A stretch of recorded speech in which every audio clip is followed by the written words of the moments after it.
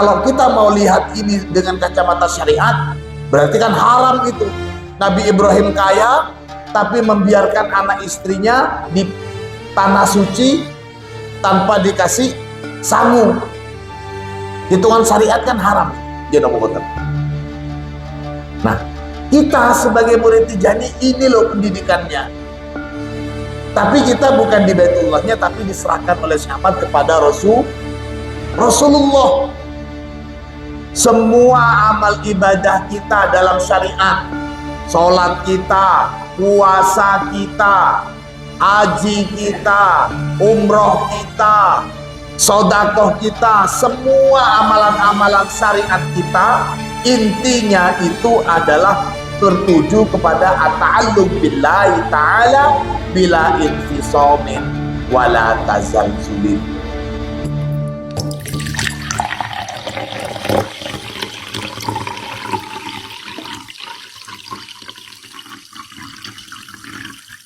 Allahumma salli ala sayyidina Muhammadin al-fatihi lima ughliqa wal khatimi lima sabaq nasiril haqqi bil haqqi wal hadi ila siratikal mustaqim wa ala alihi haqqa qadrihi wa miqdarihi al-azim. Rabbi shrah li sadri wa yassir li amri wahlul 'uqdatam min lisani yafqahu qawli, amma ba'du. Kemarin kita sudah masuk pada bahasan yang ke-9 tentang alasan kenapa Thariqah Tijani itu disebut juga sebagai Thariqah Ibrahimiyah Al-Hanifiyah. Sepintas kalau kita merenungkan kembali tentang makna-makna Ibrahimiyah di dalam Thariqah Tijani itu, ternyata muaranya itu adalah pendidikan hati dan akhlak kita. Apalagi kalau sudah dinisbatkan bagaimana Nabi Ibrahim mendidik keluarganya, anak istrinya, ditaruh di Baitullah dengan pelajaran hakikatnya bertawakal, kemudian hakikat ridho dan hakikat taslim di Baitullah. Jadi tanah haram itu diajarin oleh Nabi Ibrahim, gak dikasih bekal anak istrinya, gak dikasih tunggangan, pokoknya tidak dikasih fasilitas yang secara dohir Nabi Ibrahim sangat mampu, karena Nabi Ibrahim sangat kaya raya. Tapi anak sama istrinya dibiarin, bukan diterlantarin. Jangan dilihat dari kacamata syariat. Kalau kita mau lihat ini dengan kacamata syariat, berarti kan haram itu. Nabi Ibrahim kaya, tapi membiarkan anak istrinya di tanah suci tanpa dikasih sangu. Hitungan syariat kan haram ini. Secara syariat haram. Nabi Ibrahim seorang suami, anaknya masih kecil, istrinya ditinggal sendirian, bawa anaknya di tempat yang tandus. Model pendidikan seperti ini juga sebenarnya yang diajarkan atau sebagai tarbiyatut tijaniyah. Jadi inti dari tarbiyah tijaniyah itu apa? Adalah Syekh Ahmad nitip murid-muridnya ini, mengantarkan murid-muridnya ini kepada Rasulullah. Kalau Nabi Ibrahim naruh ke Baitullah, kalau Syekh Ahmad naruh ke Rasulullah. Dengan pendidikan yang sama, hakikatut tawakkul warridho wat taslim. Ini ilmu qonah, kalau bahasa Madura itu ilmu qonah. Jadi orang-orang dulu itu tidak banyak ilmu-ilmunya, tapi 3 ilmu ini diterapin. Makanya orang-orang dahulu itu meskipun kelihatannya orangnya katrok, ilmunya sangat minim, tapi dengan 3 konsep pendidikan ini, tawakal, ridho, dan taslim, nerimo, itu sudah menjadi puncak dari segala ilmu. Beda dengan pendidikan sekarang, ilmunya banyak sekali, cabang-cabang ilmunya banyak, tapi minus sekali dan hampir tidak ada pendidikan yang model seperti ini. Gak ada namanya nilai tawakal, nilai tawakal untuk anak-anak itu gak ada dinilaiin. Ar-ridho, at-taslim gak ada. Sikap menerima, pasrah kepada Allah. Itu yang gak punya. Itu yang tidak punya.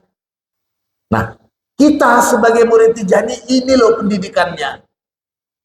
Tapi kita bukan di Baitullahnya, tapi diserahkan oleh Syekh Ahmad kepada Rasulullah. Diserahkan kepada Rasulullah. Itu inti dari pembahasan kemarin. Maka di sana dikatakan di Al-Wajhul Ashir itu, anna madara dalalati sahibi hadhihi tariqah radhiyallahu anhu ala ta'alluqil qalbi billahi ta'ala. Maka ini menjadi sumber atau inti dari segala ajaran Syekh Ahmad itu adalah ta'alluqul qalbi billahi ta'ala wahdah. Bergantungnya hati ini hanya kepada Allah Subhanahu wa ta'ala. Dan ternyata ini dauhnya pengarang kitab, Zubdatul amal asyariyah wa ghayatuhu irtifaiha huwa ta'alluq billahi bila infisamin wala tazalzulin. Semua amal ibadah kita dalam syariat, sholat kita, puasa kita, haji kita, umroh kita, sodakoh kita, semua amalan-amalan syariat kita, intinya itu adalah tertuju kepada at-ta'alluq billahi ta'ala bila infisamin wala tazalzulin. Bergantungnya hati ini hanya kepada Allah bila infisamin, tanpa infisam itu inkisar, tanpa terpecah sedikit pun, wala tazalzulin, dan tanpa tergoncang, tidak terpengaruh dengan hal. Walau dahamatul fitanis sahabati, walau dahamat, meskipun dahamat menyerang, dahamatul fitan, apa serangan-serangan fitnah, as-sohbati yang sulit, itu allati la yanju minha illa bin khila'i yadihi min siwallah, di mana untuk menghadapi tantangan-tantangan itu tidak mungkin bisa selamat, la yanju minha, tidak mungkin bisa selamat dari tantangan itu, illa bin khila'i yadihi min siwallah, kecuali dengan cara melepaskan tangannya untuk memegang selain kepada Allah. Jadi segala tergantungan kita kepada selain Allah kita lepas. Hanya dengan cara seperti itulah bisa selamat dari tantangan-tantangan yang sulit ini. Wa dzakara radhiyallahu anhu lidzalika amsilatan tubayyinuhu fi man qama bihi fandur dzalika fi jawahiril ma'ani in syi'ta.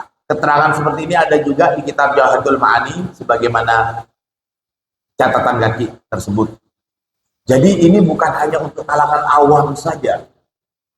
Itu menarik, kemarin Syekh Sukairit itu bilang ada seorang waliullah pernah bermimpi bertemu Rasulullah. Lantas si waliullah ini tanya, ini di zamannya Ibnu Sina. Fasalahu an Ibnu Sina. Kemudian salah satu waliullah itu bertanya kepada Rasulullah tentang Ibnu Sina. Faqala, lantas Rasulullah menjawab, dzalika rajulun arada ayyasila ilallah bi ghairi wasatatina faqata'nahu.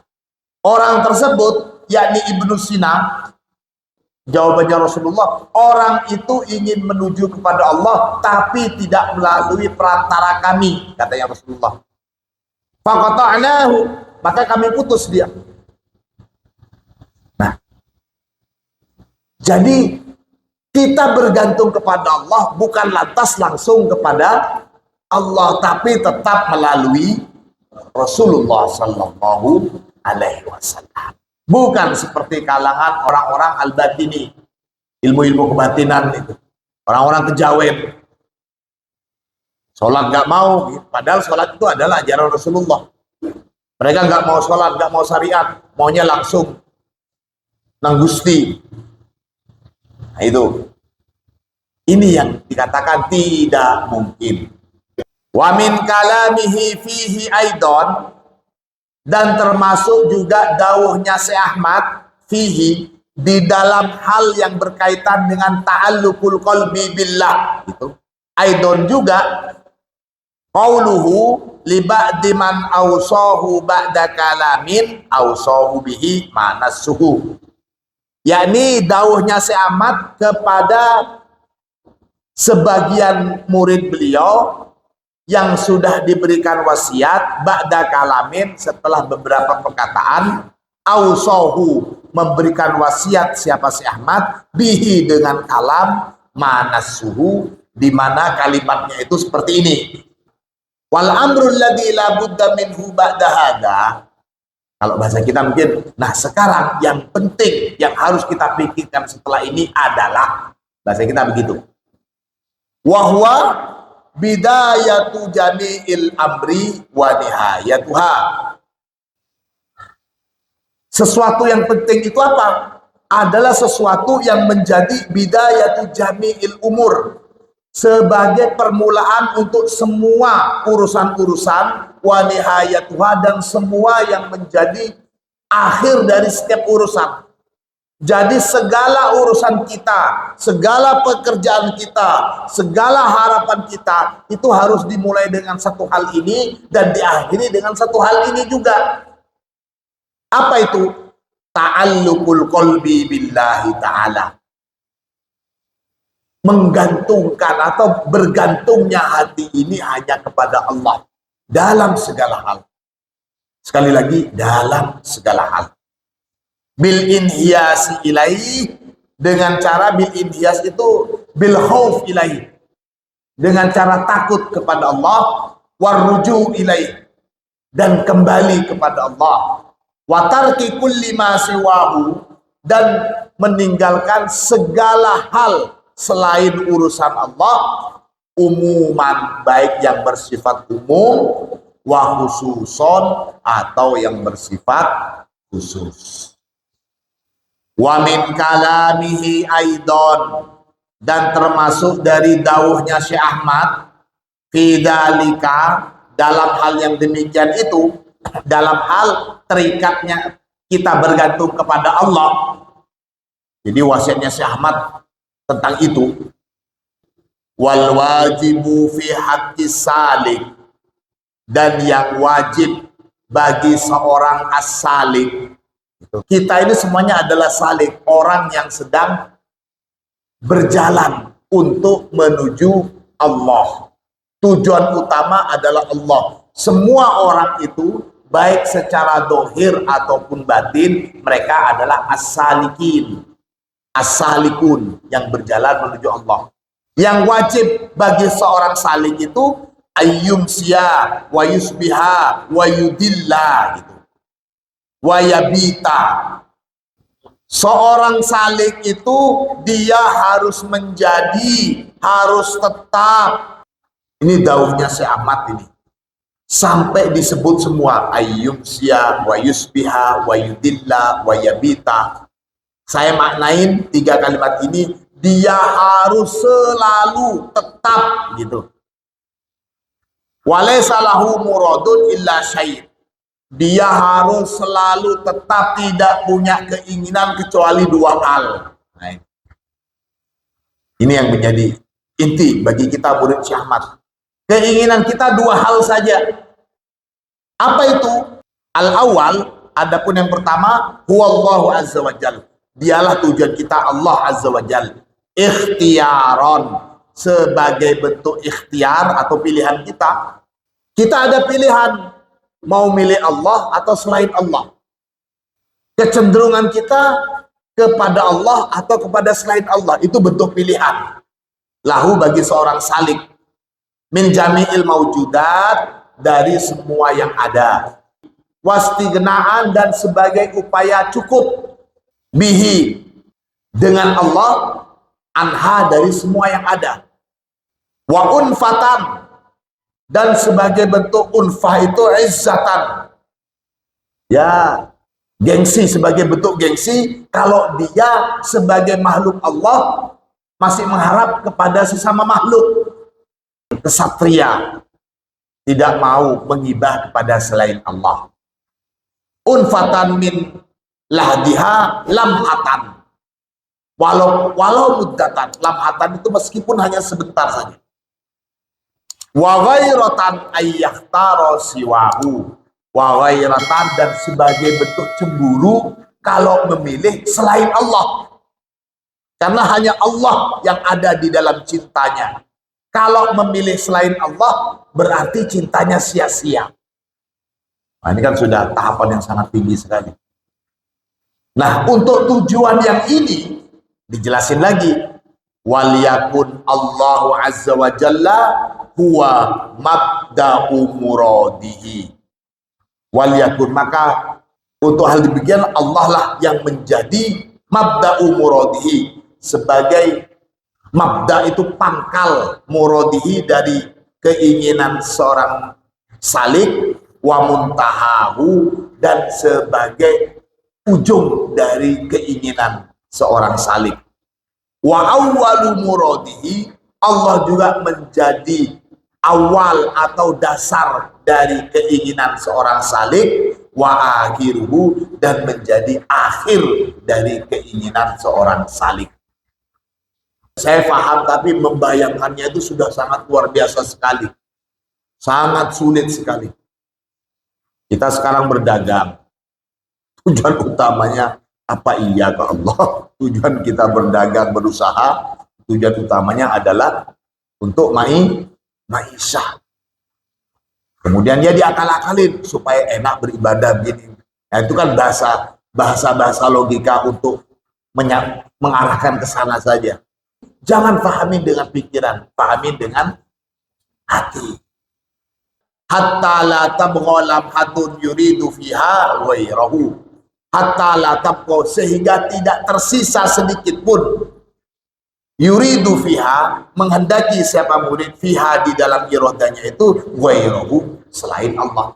Di anna iradatal ghair, karena menginginkan selain Allah, imma tomaon, ada kalanya itu bersifat sebagai bentuk ketamaan, au abasun, atau itu merupakan kesia-siaan, kama taqaddama, sebagaimana yang sudah lalu penjelasannya.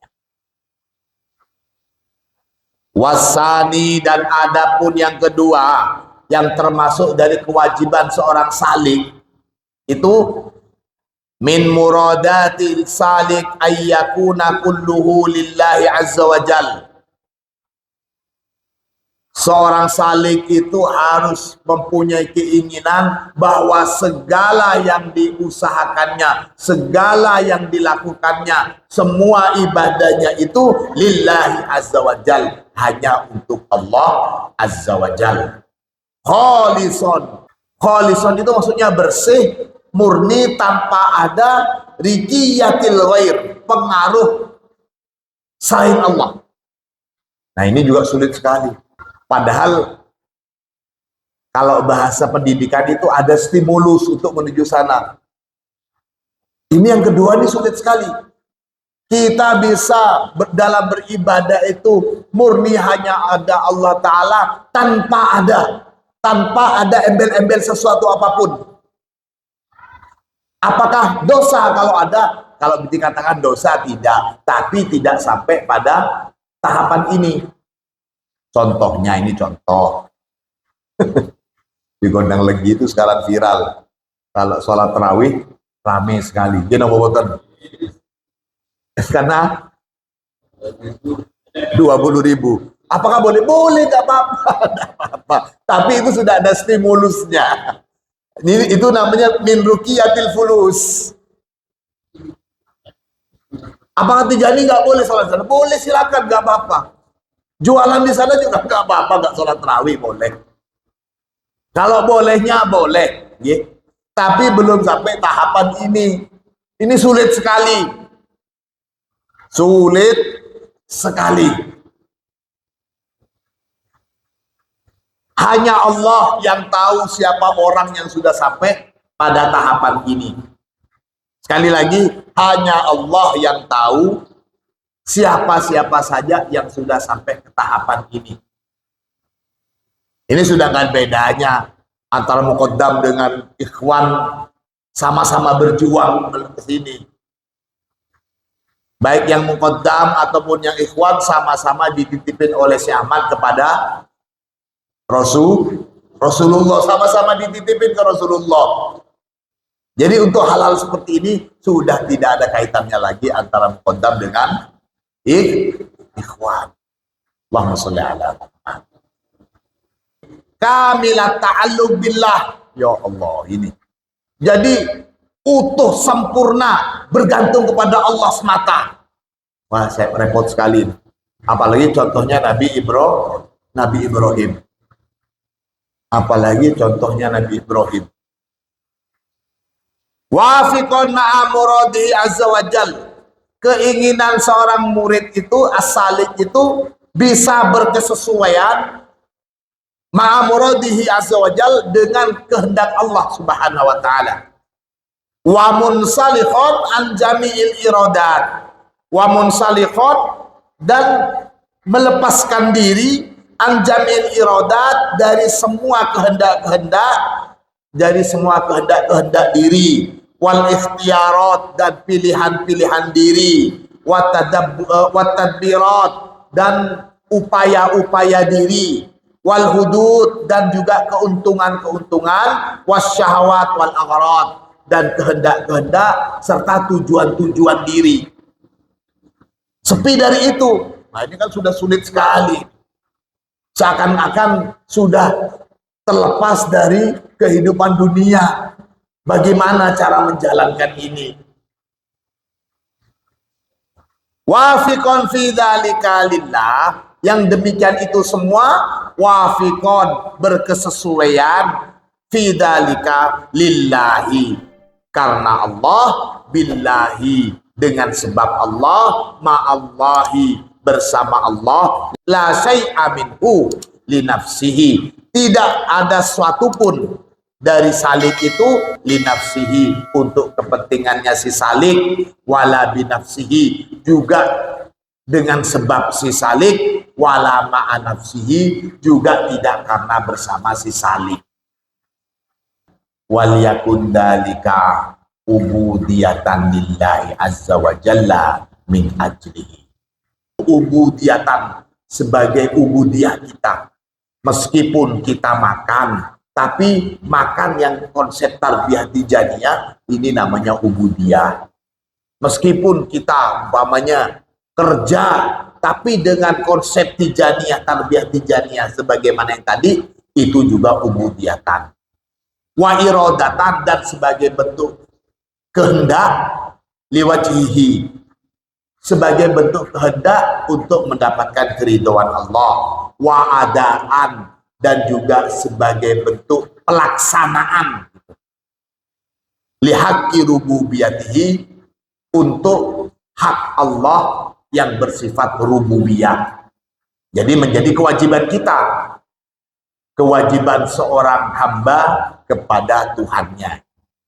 La liya'uda alaih, bukan agar supaya kembali alaihi, kepada salik, minhu, dari Allah, syai'un, apa sesuatu. Kenapa sholat duha? Kenapa sholat tahajud? Kenapa sholat hajat? Bisa menjelaskan ini. Kembalinya pasti untuk, kalau sholat duha, supaya rizkinya si yang sedang sholat duha ini bisa lancar. Itu harapannya. Itu kan supaya untuk dirinya sendiri. Itu juga untuk dirinya sendiri. Jadi sudah tidak dalam konsep yang kedua ini. Makanya saya katakan berat sekali. Walayah taru, dan si salik ini tidak memilihkan ma'allahi, bersama dengan Allah, syai'an, pada sesuatu, ubudiyatan, sebagai ubudiyah. Betul, Allah sangat mencintai hambanya yang berdoa kepada Allah. Selalu berdoa kepada Allah, maka Allah akan senang. Maka dengan niatan ini kita berdoa, dengan niatan supaya disenengin Allah, kita berdoa untuk mencukupi segala kebutuhan kita. Nah, ini maksudnya dengan wala yahtaru ma'allahi azza wa jalla syai'an ubudiyatan lahu tabaraka wa ta'ala. Ya sama juga lah yang gampang itu ya. Dan kita semuanya paham sholat duha. Apalagi biasanya? Apalagi sholat istisqa. Sholat istisqa sudah jelas sekali. La kunuton, dan juga tidak putus asa min khairihi, dari kebaikan Allah, kemahabaikan Allah. Li'annahu, karena al-kunut fi khairihi kufrun, itu merupakan satu kekufuran. Wa tahsinu dhannihi bihi lima huwa alaihi min kamali sifatil mahmudati intaha. Dan selalu berhusnudzon kepada Allah dengan keyakinan bahwa segala sifat-sifat al-mahmudah hanya milik Allah. Intaha, cukup. Dari daunnya si Ahmad dalam permasalahan at-ta'alluq billahi, ta'alluqul qalbi billahi wahdah. Wa hada min millati Ibrahim alaihi salatu wassalam. Ya begitu itu loh yang dinamain sebagai millahnya Ibrahim alaihissalam. Itu loh millahnya Ibrahim. Millatun itu terambil dari kata-kata mala yang ilu, bermakna kecenderungan. Jadi setiap orang itu mempunyai kecenderungannya masing-masing. Semua pemeluk agama itu punya kecenderungannya masing-masing. Orang Yahudi punya kecenderungannya masing-masing. Orang Nasrani punya kecenderungannya masing-masing. Mereka mengatakan orang Yahudi nggak ada apa-apanya. Orang Yahudi mengatakan Nasrani itu nggak ada apa-apanya. Orang Yahudi bilang Ibrahim itu sebagai orang Yahudi. Orang Nasrani bilang Ibrahim itu sebagai orang Nasrani. Itu semuanya sama-sama punya kecondongan. Maka dikatakan walantar do'angkal yahudu walan nasoro hatta tattabi'a millatahum. Gak mungkin suka kepada kamu kelompok Yahudi ataupun kelompok Nasrani sampai kamu mengikuti agama dan kecenderungan mereka. Gitu. Nah di sini dikatakan millatu Ibrahim ya begitu itu. Ta'alluqul qalbi billah. Ini beratnya di dalam thariqah Tijani di sini. Kalau amaliyahnya Tijani gampang sekali. Nggak pakai halwat, nggak pakai macem-macem. Tapi untuk tarbiyah batinnya itu yang sulit. Tarbiyah batinnya itu yang sulit di dalam Tijani. Wiridnya paling mudah di antara semua thariqah. Thariqah Tijani adalah thariqah yang paling gampang, paling simple. Sampai dikatakan nggak boleh pakai halwat-halwatan, nggak boleh sampai menyendiri, bersembunyi di antara kerumunan manusia, nggak boleh. Harus tetap berbaur dengan manusia pada umumnya. Tapi untuk tarbiyah tijaniyahnya itu, ini yang repot. Li'anna min kamali ta'alluqihi billah wa tamami ikhlasi wijhatihi ila maulahu wa tabarru'ihi min ta'alluqi bima siwa, bentuk dari sempurnanya kebergantungan Nabi Ibrahim kepada Allah, bentuk sempurnanya keikhlasan Nabi Ibrahim mengharap ridho Allah, dan bentuk dari sempurnanya terlepasnya Nabi Ibrahim dari keterkaitan hatinya kepada selain Allah. Annahu, bahwasanya Ibrahim itu udrija, diangkat. Siapa Ibrahim? Fil manjanik, diangkat atau ditaruh di atas. Manjanik itu ketepel. Tahu ketepel gitu. Nabi Ibrahim ditaruh di ketepel. Liurma bihi finnar, untuk dilempar ke kobaran api neraka. Jadi ini kisahnya Nabi Ibrahim ketika memporak-porandakan berhala-berhalanya kerajaan pada waktu itu. Kemudian Nabi Ibrahim naruh alat penghancurnya itu di patung yang paling besar. Awalnya begitu di Al-Quran dikisahkan. Setelah singkat cerita, Nabi Ibrahim tidak bisa ngelak kalau dialah yang menghancurkan patung-patung berhala. Akhirnya Nabi Ibrahim sama rajanya dihukum dibakar hidup-hidup dan disaksikan masyarakat. Api kobar sudah sangat besar sekali. Nabi Ibrahim ditaruh di Al-Manjani, ketepel. Ditaruh di ketepel untuk dilempar ke kobaran api itu. Fa'aradalahul aminu Jibril alaihissalam. Kemudian malaikat Jibril datang kepada Nabi Ibrahim menawarkan bantuan. Ba'dama a'rada an malikir riyah wa malikil amtor. Jadi sebelum malaikat Jibril yang menawarkan bantuan kepada Nabi Ibrahim itu malikir riyah, malaikat angin, wa malikil amtor, dan juga malaikat yang membawa hujan. Jadi sebelum malaikat Jibril, malaikat angin datang. Wahai Ibrahim, apakah perlu bantuan saya? Akan saya lenyapkan kobaran api itu dengan angin. Katanya malaikat angin. Enggak usah. Setelah itu datang malaikat yang membawa hujan. Wahai Ibrahim, apa perlu bantuan saya? Akan saya musnahkan api itu dengan hujan yang deras. Jangan. Setelah itu baru malaikat Jibril nawarin. Faqala lahu, malaikat Jibril bilang, alaka haja, apakah kamu butuh bantuan saya? Faqala lahu, kemudian Ibrahim jawab, amma ilaika fala, kalau bantuan dari kamu ya enggak lah. Kalau kamu yang mau niat bantu saya, wahai malaikat Jibril, ya enggak lah, enggak usah. Wa amma ilallah fabala, tapi kalau umpamanya bantuannya itu dari Allah, ya jelas dong. Bala, ya. Faqala lahul amin Jibril. Kemudian malaikat Jibril bilang lagi kepada Ibrahim, fasalhu idan, kalau begitu silakan kamu minta ke Allah dong, berdoa dong kepada Allah. Faqala alaihi salam. Kemudian Nabi Ibrahim bilang, ilmuhu bihali yunihi an su'ali. Kemahatauan Allah dengan keadaan saya ini sudah tidak lagi dibutuhkan harus berdoa kepada Allah. Allah kan tahu kalau saya ini mau dibakar. Allah tahu kalau saya ini mau dibakar sama raja. Jadi ngapain saya mau minta pertolongan lagi? Apa kata Allah lah? Kasarnya begitu. Kecuali Allah tidak tahu. Dan kalau umpamanya saya berdoa, jadi seolah-olah Allah tidak. Malaikat Jibril, bayangin, ditolak oleh Ibrahim.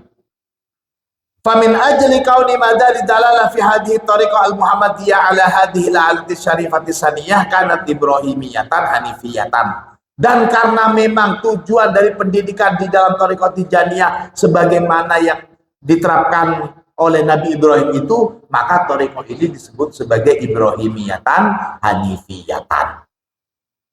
Wa yudhkaru an ba'di ahli hadhihi tariq annahu ra'a fi ba'di waqa'ihil Khidir alaihissalam. Dan ada riwayat juga salah satu ulama, salah satu syekh dalam Thariqah Tijani, ada salah satu ikhwan Tijani mimpi bertemu dengan Nabi Khidir. Setelah mimpi bertemu dengan Khidir, lantas Khidir berkata kepada dia, ana Khidir, saya ini adalah Khidir, fahal min hajatin, apakah kamu butuh bantuan saya? Faqala lahu, kemudian si orang Tijani itu bilang ke Khidir, innallaha ta'ala aghnani anka wa an ghairika minal awliya bi syaikhi wa wasilati ila rabbi Sidi Ahmad At-Tijani radhiyallahu anhu. Wahai Khidir, Allah sudah mencukupkan saya untuk tidak minta bantuan kamu dan juga tidak minta bantuan kepada syekh-syekh yang lainnya, karena sudah dicukupkan dengan syekh yang menjadi wasilah saya kepada Tuhan saya, yakni Sidi Ahmad Tijani radhiyallahu anhu. Wahai Khidir, sudahlah, saya cukup, saya sudah punya Syekh Ahmad, jadi saya sudah tidak butuh lagi bantuan kamu. Nah, ini setingkat Nabi Khidir ditolak bantuannya oleh ikhwan Tijani dan mencukupkan diri hanya kepada Syekh Ahmad, mau mengadakan acara selamatan, undang mantu, masih minta tolong, dukun kampung untuk ya loh Bapak. Apakah nggak boleh? Ya silahkan. Ini sudah tingkatan, waduh, sudah hanya Allah yang tahu. Saya tidak mau berbicara ini gimana caranya untuk bisa sampai ke sini. Ya sama, saya juga masih sangat nol untuk yang begini-begini ini. Bisa jadi panjenengan yang duluan usul untuk yang seperti ini. Mudah-mudahan dapat berkahnya panjenengan, saya juga bisa usul begini. Di sini kan saya cuma bacain buat panjenengan. Untuk kefutuhan dari Allah, kita sama-sama memohon. Mudah-mudahan ilmu yang kita pelajari bermanfaat bagi kita di dunia wal akhirah. Al-Fatihah.